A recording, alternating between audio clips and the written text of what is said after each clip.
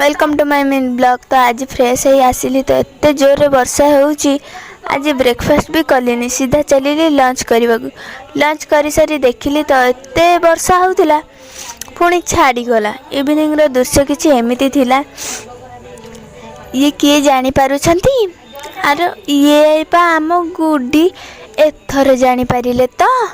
आमे दुई जण जाइथिलु गुड्डी को टिके देखा करबाकू। एमानकर एठी चलीछि। अल्ल ये कौटु थिला बा पळेई आसिला। आ मो टिके मझिरे मझिरे कैमेरा आगो को पळेई आसुथिली। एठी आमे टिके तांको खाइबाकू देलु। माने ताको एठी मु केते डाकुछि गुड्डी गुड्डी बोली, हेले से जम्मा सुनुनी। मोर तो किछि काम नाही आ, खाली स्टाइल मारुछि आ। एठी टिके बसिक मु व्यू एन्जॉय करथिल। आलो से भी व्यू एन्जॉय करूछि। तापर घर को आसी पूरा सज हे बाहरी गलु मार्केट। सेठी जे आमे गलु स्टेशनरी दुकान।